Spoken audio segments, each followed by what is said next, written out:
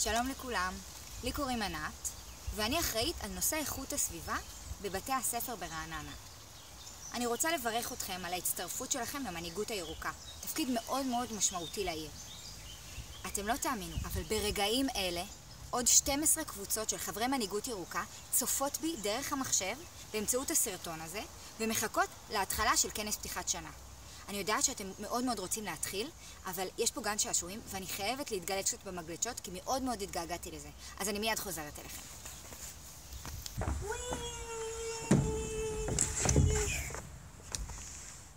היי שוב. אז כמו שאתם יודעים, יש לכם המון תפקידים כמנהיגים ירוקים, כמו חינוך התלמידים האחרים לחיסכון בחשמל ומים, מחזור, שימוש חוזר. מלבד התפקידים האלה, השנה אנחנו נתמקד בתוכנית מסוימת שיפעלו בכל העיר. לתוכנית קוראים יותר פרחים, פחות פסולת.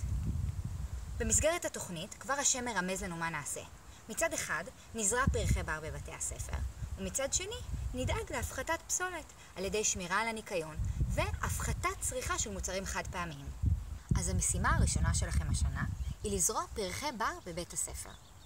כמו שאתם יודעים, פעם ברעננה היו המון פרחי בר, אבל מה לעשות? היינו צריכים לבנות כבישים, חנויות, בתים, בתי ספר. האוכלוסייה גדלה, והשטחים של הפרחים האלה הצטמצמו. אבל אין מה לדאוג. אפשר עדיין ליהנות מפרחי בר בתוך העיר. איך? אנשים מאוד נחמדים הלכו לאותם אזורים, ולפני שבנו את אותם כבישים או בניינים, אספו את הזרעים של הפרחי בר והצילו אותם. ואתם זוכים לשתול אותם בבית ספר, לזרוע אותם בבית הספר. אני בטוחה שאתם שואלים את עצמכם, למה דווקא פרחי בר? למה לא סתם פרחים שאפשר לקנות במשתלה? אז לזה יש תשובה נפלאה. לפרחי בר יש המון יתרונות. קודם כל, הם כמעט ולא צריכים כלום, לא צריך אפילו להשקות אותם. כי מי משקה אותם? נכון מאוד, הגשם. הגשם משקה אותם. כל מה שצריך זה אדמה, שמש וגשם, וילדים חמודים כמוכם שישמרו על האזור של הפרחים. מה עוד? פרחי הבר הם מספקים ממש הנאה למי שמסתכל עליהם. כל הצבעוניות הזאת בחורף של כל הפרחים מסוגים שונים פשוט עושה תחושה טובה. הם מועילים מאוד לחרקים ולבעלי החיים שתלויים בהם. במזון, במסתור, ממש מתחבאים להם, החיפושיות הקטנות מתחבאות בין העלים של הפרחים. ועוד דבר אחרון, לא צריך כל שנה מחדש לזרוע אותם. למה? כי הזרעים נשארים באדמה. אוקיי. אז עכשיו שהבנתם כמה פרחי בר חשובים לעיר, ובכלל חשובים לכל בעלי החיים ולמי שחי פה בסביבה, אז אפשר להתחיל לזרוע.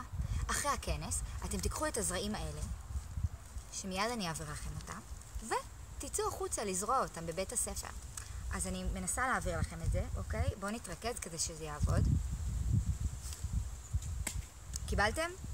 יכול להיות שזה נמצא בתיק של הרכזת שלכם. אבל אם זה לא הגיע, אל תדאגו. אני אדאג להביא לכם את זה ממש בקרוב. אז קדימה, די כבר עם הדיבורים, בואו נתחיל בכנס. אני מאחלת לכם בהצלחה בכל המשימות. תוכיחו לי שיש לכם את מה שצריך כדי להיות מנהיגים ירוקים.